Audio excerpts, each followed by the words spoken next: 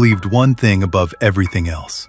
A man's real worth isn't measured by what he shows the world. It's measured by what he quietly builds when no one is watching. He had lived by that belief his entire adult life, and for 9 years, it had cost him almost everything. On a Monday morning in October, his wife of 9 years signed the divorce papers with a smile on her face. She told the room she was finally stepping into the life she deserved. By Friday of that same week, Cassian Whitaker walked into the boardroom of her new boyfriend's company and sat down at the head of the table, as the owner. Now, before we get into how that happened, and every detail of it matters, I want you to understand something about this man. Because Cassian Whitaker is not the kind of story you think you already know. He wasn't bitter. He wasn't sitting in a dark room plotting revenge. He was simply prepared. And preparation, as it turns out, is the quietest and most powerful thing in the world. October rain came down hard over Peachtree Street in Atlanta the night it all ended. Cold, sideways rain, the kind that soaks through a coat before you've even reached the door. Cassian Whitaker stood on the front walkway of the West End home he had spent 7 years rebuilding with his own hands. He had replaced the rotted porch boards himself. He had repainted every window frame twice. He knew every creaking step, every stubborn hinge, every square foot of that house, the way a man knows the lines on his own palms. He knocked. The door opened exactly 4 inches. The safety chain held. Brielle Whitaker stood behind it. Her makeup was flawless, even at this hour, even while ending a marriage. She was dressed like she was heading somewhere better, because in her mind, she already was. Her voice came through the narrow gap, cool and deliberate. Cassian, I've thought this through carefully. I need a man with vision. Lucian can give me the life I deserve. Don't make this harder than it has to be. The door swung shut. The deadbolt turned with a sharp, clean click that Cassian felt somewhere behind his sternum. He didn't move. Not because he was shattered beyond motion, but because he was the kind of man who always took a moment before responding to anything. A habit that had served him extraordinarily well, and that Brielle had always mistaken for passivity. Psychologists call it emotional regulation, the ability to hold space between a painful event and your reaction to it. It sounds simple. In practice, it is one of the rarest things in the world. Most people collapse that distance to almost nothing. Cassian kept it wide, deliberately, always. One thought moved quietly through his mind, steady as a metronome. For 9 years, I built this house with my own hands. Tonight, you shut it against me. Then came the sound of a car. A black Rolls-Royce Phantom rolled to a slow, silent stop at the curb. No noise, no announcement, just presence. The kind of quiet authority that costs more than most people earn in a decade. A private chauffeur stepped out and gave a slight, respectful bow. "Good evening, Mr. Whitaker." Inside the house, the curtain shifted. Brielle had heard the car. She cracked the door open and looked out toward the street. The color drained from her face. She had spent 9 years completely certain she understood the man she had married. She had been wrong about every single detail. Here is what the science of perception tells us about moments like this one. We tend to see people not as they are, but as we have already decided they are. Psychologists call this confirmation bias. Once Brielle had quietly filed Cassian under ordinary, she stopped collecting evidence that might challenge that conclusion. She saw his old truck and stopped looking. She heard his quiet voice and stopped listening. The human brain is efficient that way. Efficient and sometimes catastrophically wrong. Cassian walked to the car without rushing. He folded himself into the warm leather seat, removed his rain-soaked glasses, and dried them carefully. He looked out the tinted window for one quiet moment at the house he had built. "To the Buckhead penthouse," he said. The car pulled away without a sound. He didn't curse her name. He didn't call his brother in a panic. He simply exhaled. One long, tired breath, the kind that carries 9 years of patient silence in it. Because here is what Brielle had never once thought to ask in all their years together. Why did serious men in expensive suits occasionally nod to Cassian in hotel lobbies? Why, when she once accidentally opened a folder on his laptop, did a single balance sheet make her blink and look away? She had never asked. She had already decided what kind of man Cassian was, and she had stopped looking closely enough to find out she was wrong. The man she had locked out in the rain on a Monday night in October was not a quiet engineer driving an old pickup truck. He was the hidden architect of the very empire her new boyfriend had been pretending to run for years. And the week that was about to follow would change every single life in this story, forever. To understand how a man ends up standing in the rain outside the house he built with his own hands, you have to go back to the beginning. Not the dramatic beginning, the quiet one. Cassian Whitaker and Brielle Sterling were married on a warm June afternoon in 2015 at Ebenezer Baptist Church on Auburn Avenue in Atlanta, the same church where Dr. Martin Luther King Jr. once preached, where the choir still rattled the stained glass on Sunday mornings, and where Ophelia Whitaker sat in the front pew with a handkerchief she had ironed the night before. In those early years, they lived modestly in West End. 2 bedrooms, a kitchen faucet that needed replacing every 8 months, and a porch swing that had been creaking since before either of them was born. Cassian liked it fine. He was building something, and he had learned long ago that the building phase asks for patience rather than performance. What almost nobody knew was that he had already founded Atlas Innovations several years before the wedding, a technology and infrastructure firm that had quietly grown into one of the most valuable private companies in the Southeast. Cassian had chosen Lucian Montgomery as the public-facing CEO deliberately, because Lucian was exactly the kind of man people looked at and immediately believed was successful. The watch collection, the tailored suits, the talent for walking into a room and making everyone assume he owned it. He did not own it. Cassian owned it, completely, quietly, and without making a single announcement about it. But slowly, Brielle changed. Not all at once. In small accumulations, the way water wears down stone over years. She began attending elite networking events. She started following accounts online that were nothing but luxury apartments, designer wardrobes, and women on yachts. She started measuring their life against those images, and every time she looked at Cassian, his simple clothes, his old pickup truck, his reading glasses, and steady habits, the comparison came back unfavorable. This is where the psychology becomes worth understanding. What Brielle was experiencing has a name: social comparison theory. The psychologist Leon Festinger identified it decades ago, the tendency to evaluate our own lives not by any objective standard, but by holding them up against others. And what Festinger also found was this: upward comparison reliably produces dissatisfaction rather than motivation. The gap between where you are and where the images suggest you should be does not inspire action. It produces resentment. And resentment, when it has nowhere productive to go, looks for a cause. Brielle found her cause in the man sitting across from her at dinner each night. She had stopped seeing Cassian as her partner. She had started seeing him as evidence of what she lacked. That shift, from partner to problem, is where most quiet betrayals are born. One evening, Cassian came home with a small gift bag and set it on the kitchen counter. "Picked something up for you," he said simply. Inside was a genuine Hermès Birkin, a rare, limited edition piece worth $40,000. "It's just a really good fake," he said, the way he always underplayed things. Brielle barely looked at it.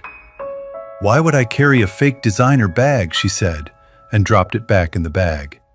3 days later, she sold it online for $400. Cassian never corrected her. He simply noted it and moved on. Months passed. Brielle met Lucien Montgomery at a rooftop networking event downtown. One evening, Cassian sat alone at home listening through the company's internal security system as Lucien held court at a midtown event. Lucien's voice carried clearly. "After the IPO, I'll officially be a billionaire. Atlas is about to change everything." Cassian listened without expression. Then he set the tablet down and picked up a glass of sweet tea. The truth was almost funny, if you were the kind of man who could find the humor in it. Lucien Montgomery owned less than 3% of Atlas Innovations. Every patent, every majority share, every controlling vote belonged to Cassian Whitaker, the man sitting quietly at home while another man took bows in his name. What Lucien had was something researchers call status signaling, the performance of success rather than its substance. Studies on how humans perceive status show that we are neurologically wired to respond to these signals. The expensive car, the commanding voice, the confident claim, before we consciously evaluate whether they are real. Brielle's brain did exactly what it was designed to do. She responded to the signal.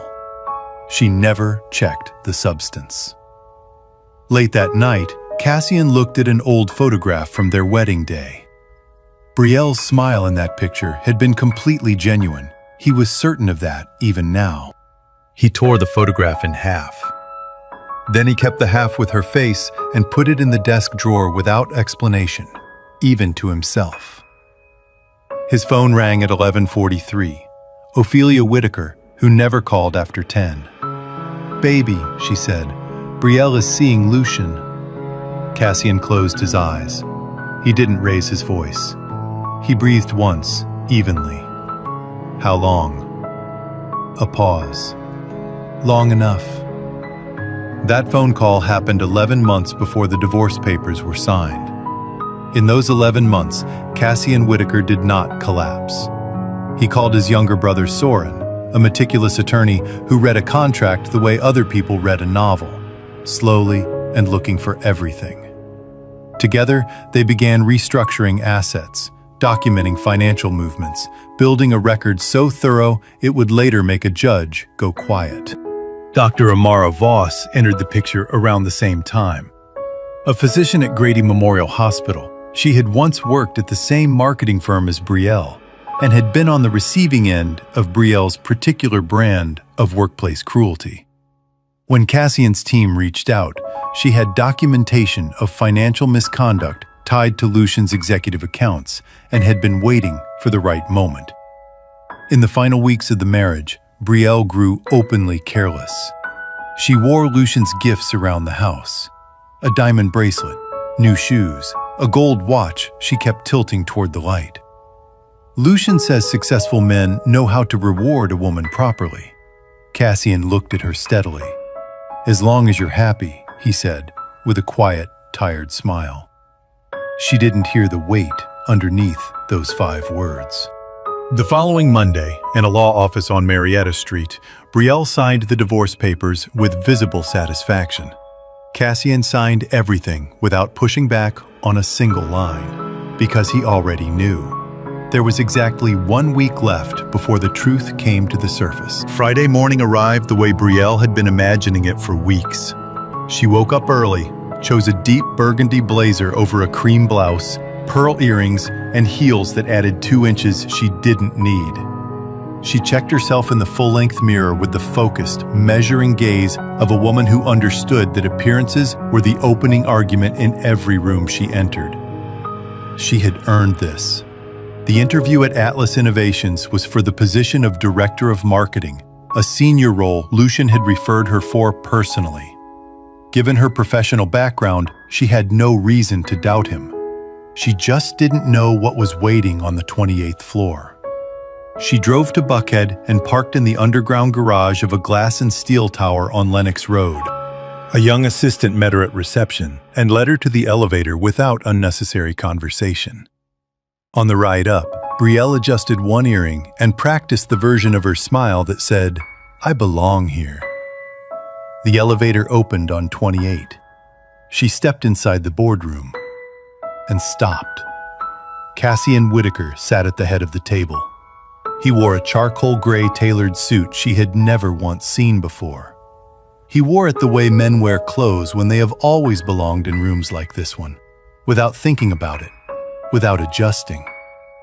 His hands were folded on the table. His expression was completely, almost unsettlingly composed. "Cassian," the word came out just above a whisper. "What are you doing here?" Nobody in the room moved.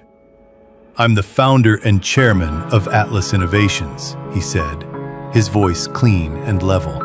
"Lucian Montgomery was the CEO I hired to manage public operations." Psychologists who study long-term relationships describe a phenomenon called the hidden self, the parts of a person that remain invisible when the people around them have already decided who that person is. In many marriages, partners gradually stop truly observing each other. They replace the living, evolving person in front of them with a fixed mental image, a file labeled known, closed, and no longer requiring new input. What Brielle was experiencing in that boardroom was the full, shattering collision of two incompatible realities.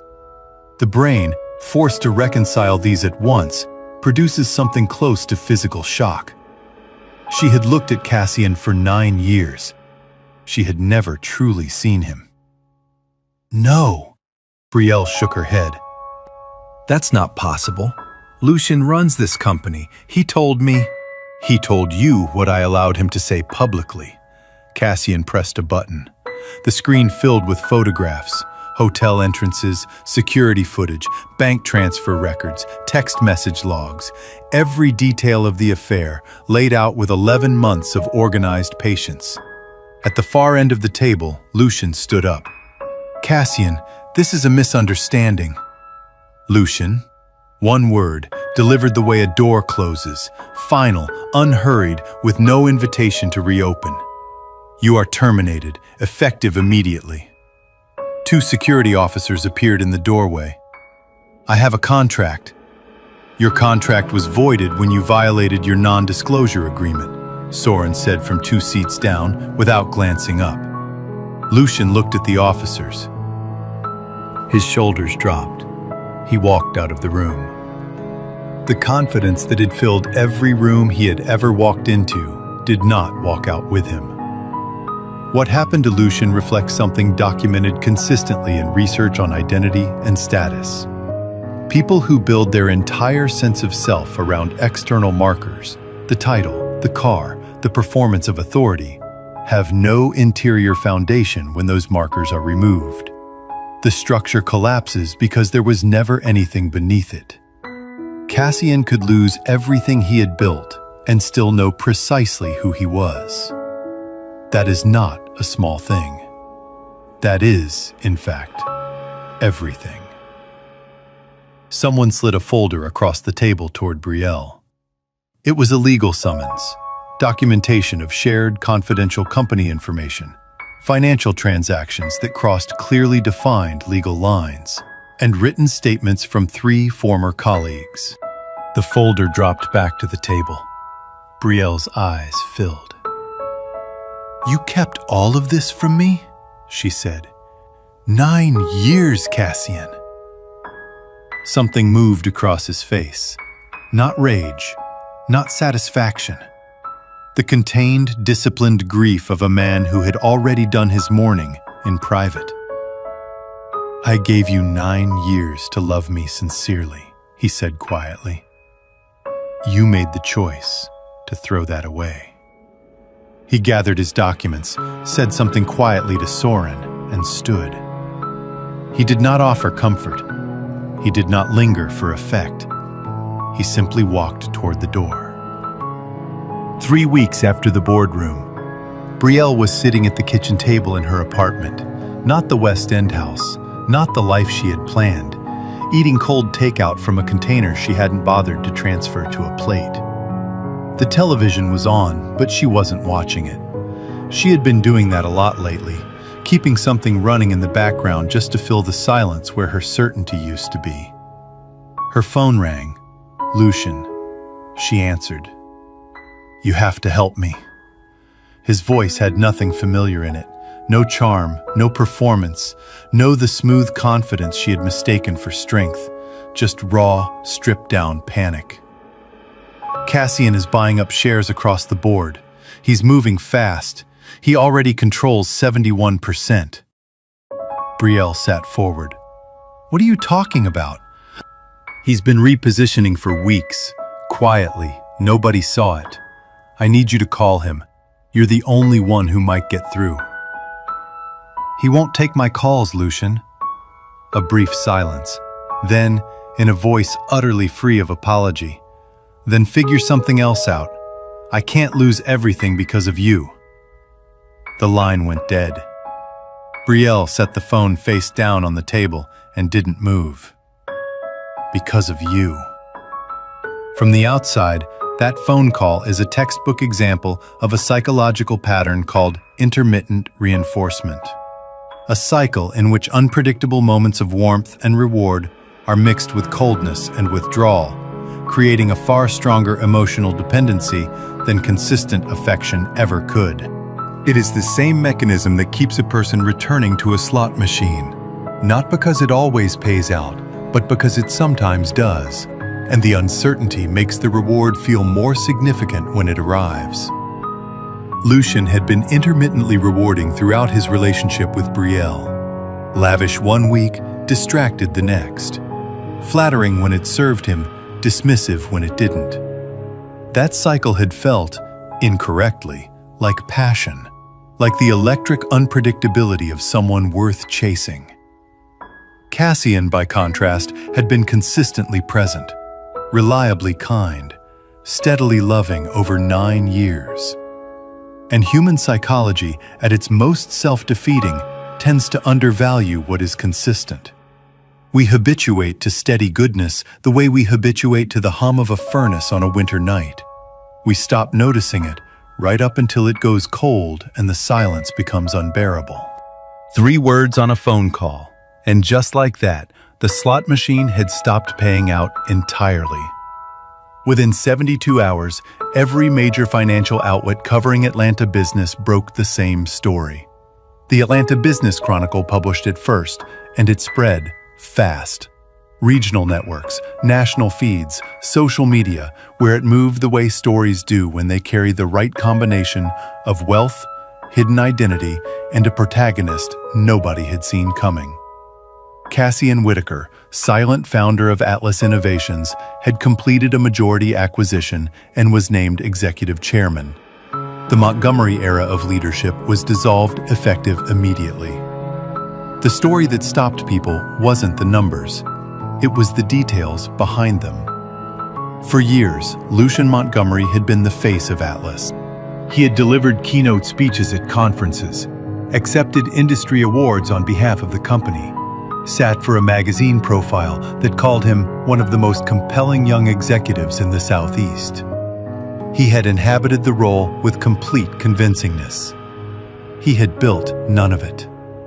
The man who had built it, the patents, the infrastructure contracts, the quiet strategic partnerships that made Atlas genuinely, substantially valuable, had been driving a 15-year-old pickup truck around West End and letting the world believe he was ordinary.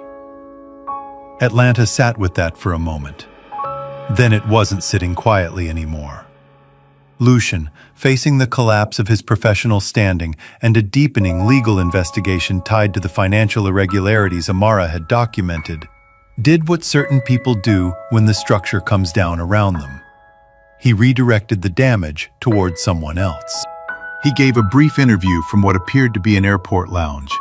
Ties slightly loosened, just enough to suggest authentic distress.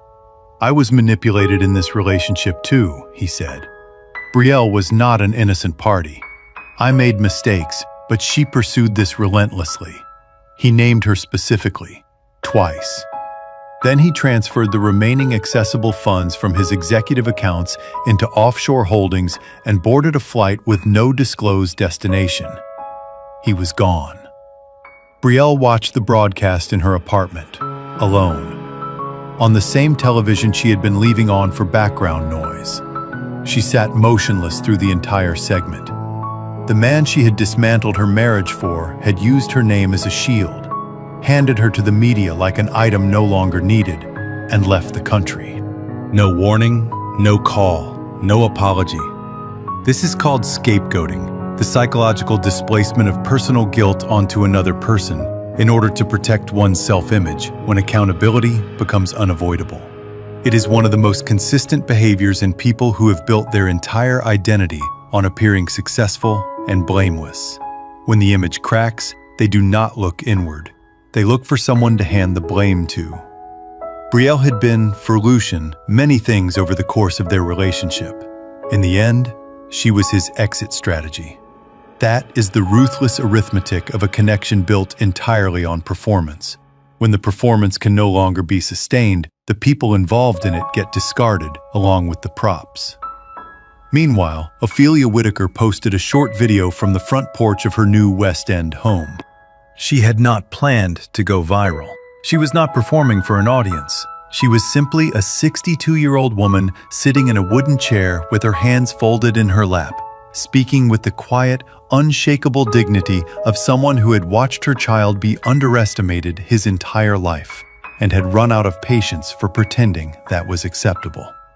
"I raised my son to build quietly," she said. "Some people only respect noise. A car, a watch, a loud voice in a room. They need to see all of that before they believe in a person.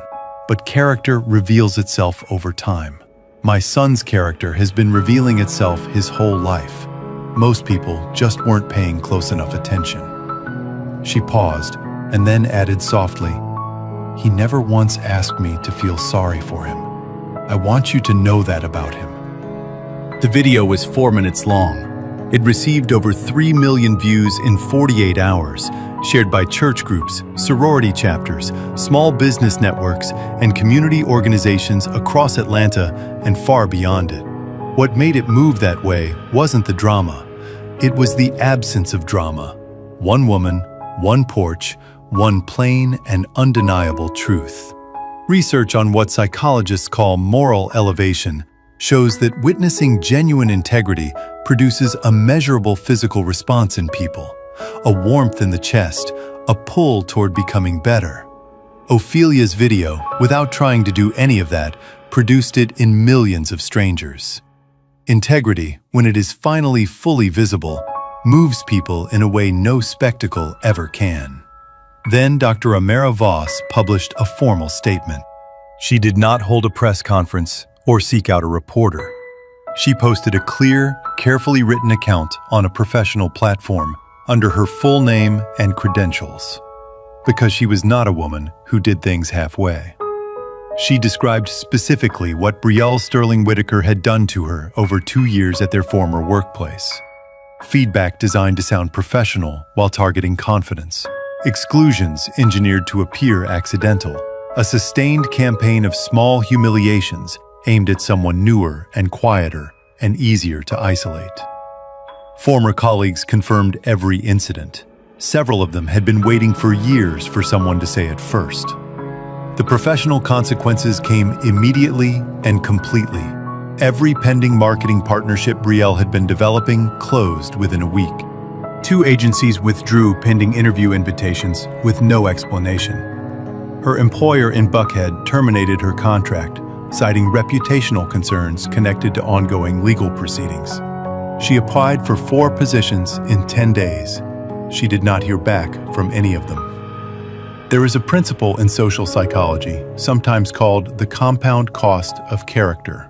Our choices rarely extract a single payment. Every person we dismiss, every colleague we diminish, every quiet cruelty we extend to someone with less standing than ourselves, these accumulate in the people around us. They do not typically present themselves all at once, but when a moment of genuine reckoning arrives, they arrive together. Brielle had made hundreds of small, invisible withdrawals from her account of goodwill in the world over many years. She had never been presented the balance. She was presented it now. In the final court proceedings, Soren Whitaker laid out 11 months of meticulous preparation.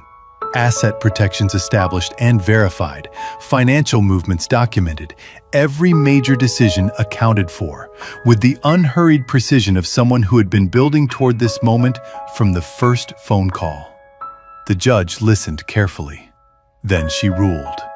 Brielle was ordered to surrender the West End home and vehicle assets, pay $215,000 in documented damages, deliver a public live stream apology, and accept a 2-year restriction on executive-level marketing work within Atlanta. The courtroom was silent while the terms were read. Brielle sat without moving. Then she bent forward slightly, pressed both hands over her face, and wept. When she finally looked up, her voice was barely audible. "Is this really what I deserve?" She wasn't asking the judge. She may have been asking herself. Across the courtroom, Cassian looked at her quietly. He remembered, briefly, the woman in the photograph he had kept in the desk drawer for months after the divorce, the half with her face in it. That woman no longer existed. Only the consequences of her choices remained. The storm Brielle had spent years assembling had finally turned around and found her. And this time, there was no one left to stand between them. But what Cassian did with the settlement money, and what he built on the other side of all of this, is the part of this story that will stay with you longest. The final settlement papers were signed on a Tuesday morning, in a conference room with good light and no windows. Brielle arrived alone. Her attorney sat beside her with the body language of a man who understood there was no version of this outcome that improved with additional resistance. She signed where she was directed to sign. She surrendered the West End property, the vehicles, the $215,000 payment, the public apology live stream, the 2-year professional restriction. Each signature arrived with a small, involuntary pause, the physical expression of something being released that she had not yet accepted was truly gone. The whole process took 40 minutes. Afterward, she sat in her car in the parking garage without starting the engine. She wasn't crying anymore. She had moved into something quieter and harder to name. The particular stillness of a person who has run through every possible version of the story and found that none of them end the way she needed. The most damaging thing about deep certainty is not that it produces confidence, it's that it eliminates curiosity. When Brielle decided she understood Cassian, she stopped investigating. She stopped updating. She replaced the living, changing person in front of her with a fixed mental image. Psychologists call this cognitive closure, a strong need to reach a firm conclusion and hold it at the cost of remaining genuinely open to what reality keeps offering. It feels like clarity. It presents as strength. But it is, in practice, a form of profound fragility. Cassian, by contrast, had never stopped paying attention. He had watched Brielle change across 9 years with clear, steady eyes.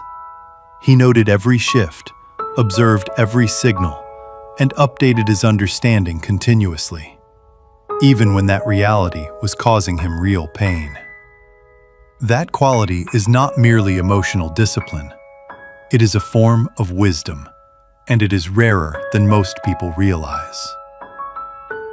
2 weeks after the final settlement, Cassian did 2 things. The first was a house. He found a property in West End, 5 blocks from the one Brielle had claimed. It sat on a quiet street where old oak trees had been growing long enough that their roots had begun lifting the sidewalk. It had a wraparound porch, and that, above everything else, was what mattered. Ophelia had mentioned wanting one once, years ago, in passing. Cassian had written it down. He was the kind of man who kept everything. He had the house renovated to her specific preferences, a new kitchen, the porch rebuilt wide and solid with good hardwood, a rocking chair on each side of the front door. flowers she had selected herself, planted along the front walkway. The day he brought her to see it, Ophelia stood on the new porch for a long time without speaking. She pressed one hand flat against the railing, testing how solid it was. "You didn't have to do all of this," she said. "I know," Cassian said. She shook her head slowly. Her eyes were wet. "Your father would have—" "I know, Mama." He said it gently. He put his arm around her shoulders. They stood without speaking because nothing else needed to be said. The second thing was the Ophelia Whitaker Scholarship Foundation, a fund supporting underprivileged Black students pursuing STEM education in Atlanta, structured to cover 12 students per year at full tuition. Soren drafted the legal charter. Dr. Amara Voss joined the advisory board in the first month. The announcement was shared 11,000 times before the week ended. Research has documented for decades people who orient their lives around intrinsic goals, contribution, meaning, genuine connection, report consistently higher well-being than those organized around status and wealth accumulation. The external goal is reached, and the satisfaction lasts perhaps a week. The intrinsic goal, building something that matters to people you love, sustains a person through almost anything. The public apology livestream took place on a Thursday evening. Brielle sat before a plain white background, just a ring light, a white wall, and several 100,000 people watching in real time. She had prepared notes. When the stream opened, she set them aside. "I betrayed someone who genuinely loved me," she said, her voice unsteady. "I told myself I was being ambitious, but the truth is I confused what a man displayed for what a man was worth. I mistook performance for substance, and I destroyed my own future because I wasn't wise enough to see the difference." She paused. "I don't expect to be forgiven. I just wanted on the record that I understand what I did and why it was wrong." She closed the stream after 9 minutes. Cassian watched 30 seconds of it. Then he turned the screen off. It didn't feel the way he had expected. Not a weight lifted or a door closing properly. Just the honest, deep exhaustion of a man who has been carrying something heavy for a long time and has finally set it down. At the final mediation, Brielle looked across the table and said quietly, "You used to love me." Cassian was still for a moment. "You didn't leave me because I was poor," he said. "You left because you weren't wise enough to recognize my value. And now you regret it. That," he said, "is karma." He thanked the mediator by name. And then he walked out without anger, without hatred, and without the backward glance that anger and hatred always seem to require. The greatest victory had never been revenge. It had always been becoming unshakable. And he was. 1 year later, Cassian Whitaker married Dr. Amara Voss on a Saturday morning in June at Ebenezer Baptist Church on Auburn Avenue. The same church, the same pews, some of the same choir voices that had filled the room at his first wedding a decade before. But nothing else was the same. Ophelia sat in the front row in a yellow dress she had bought herself and pressed the night before. She made it through the processional before the tears started, and from that point forward, she did not stop. Soren stood at the altar beside his brother and spent most of the ceremony looking at his shoes with the contained dignity of a man working hard not to embarrass himself in a house of worship. Amara walked in unhurried. She had not spent months coordinating an elaborate production. She had not agonized over table settings or whether the floral arrangements matched the programs. She simply showed up as herself, clear-eyed, warm, and completely certain. In a dress she loved, carrying a small bouquet of white gardenias that had been her mother's favorite flower. When Cassian saw her come through the doors, he removed his glasses, cleaned them once on the edge of his lapel, and put them back on. As though he wanted to be sure he was seeing clearly. He was. What was different about this marriage, visible to anyone paying attention, was its foundation. For decades, the relationship researcher Dr. John Gottman studied what separates marriages that endure from those that don't. His finding, which surprised many people when it was published, was that the decisive factor was not passion or compatibility or even communication style. It was something he called positive sentiment override, a baseline of trust and goodwill so established between two people that they default to charitable interpretations of each other's behavior, even in difficulty. When one person forgets something, the other assumes distraction rather than indifference. When one is quiet, the other reads it as peace rather than withdrawal. That baseline doesn't arrive fully formed. It is built slowly through hundreds of small daily choices to assume the best about the person you chose. Cassian and Amara had built something like this from the beginning.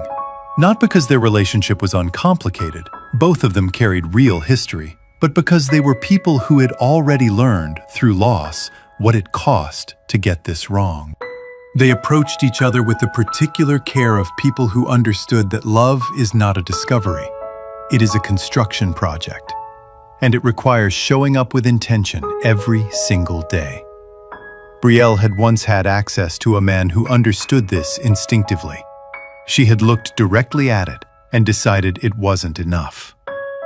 The reception was held at a restored event space in the historic Old Fourth Ward neighborhood, full of people who had known Cassian before he was anything other than his mother's son. Old neighbors from West End, former mentors from Georgia Tech, children from the Scholarship Foundation, dressed up and slightly overwhelmed by the cheese plate near the entrance. Ophelia slow danced with Soren after dinner because there was no one else she'd rather dance with, and she made sure everyone at the surrounding tables understood that. Two of the scholarship students asked Cassian for a photograph. He said yes without hesitating, stood between them with his hands on their shoulders, and smiled the way people smile when they are, for the first time in a long time, exactly where they are supposed to be. Amara watched him from across the room. She had spent 2 years at a previous job being made to feel like too little, too quiet, too plain, too serious, too lacking in the kind of surface confidence that Brielle Sterling had decided was the only kind worth having. She had left that job changed in ways she was still discovering. Then she had met a man who listened the first time, remembered the small things she mentioned once without turning them into performance, and never once needed her to make herself smaller so he could feel larger. She had thought, this one is real. She had been right. Together, Cassian and Amara began work on a STEM community center in West End, a converted warehouse space on Ralph David Abernathy Boulevard that had taken several months of quiet renovation before it opened, 6 weeks after the wedding.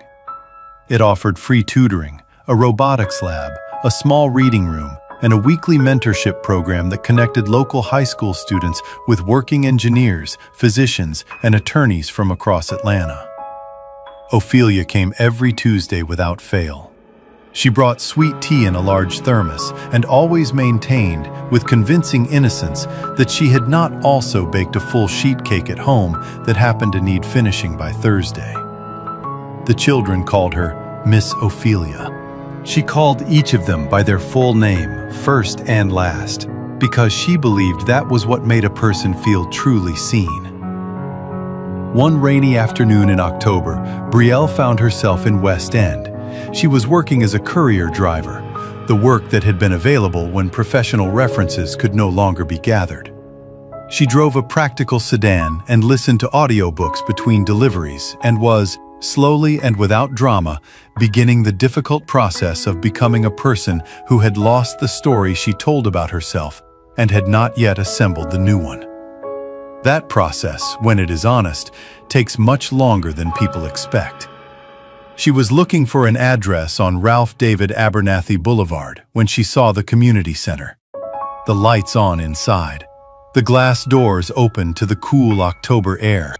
She pulled to the curb. Through the glass, she could see children moving through the wide, bright interior. Adults at tables leaning in, explaining things. On one side of the room, Ophelia sat in a chair with a book in her lap and a child on each side of her, one of them pointing at something on the page with great urgency. In the back of the room, through the activity and the noise, Cassian stood beside Amara. He was laughing at something she had just said, a real laugh, unguarded, without any performance in it, and she was looking up at him with the settled ease of a woman who is entirely where she means to be. Brielle sat in the parked car for a long time. Her hands rested on the wheel. The engine ran.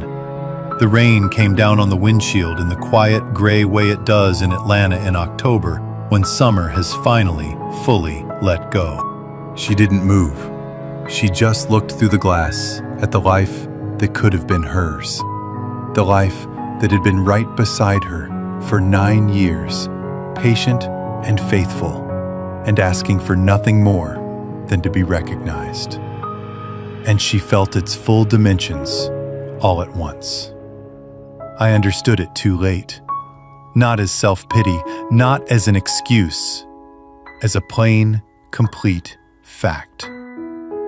There is a concept in psychology called post-traumatic growth, the genuine transformation that sometimes follows serious loss or failure, the kind of rebuilding that only becomes possible when a person stops protecting themselves from the full truth of what happened.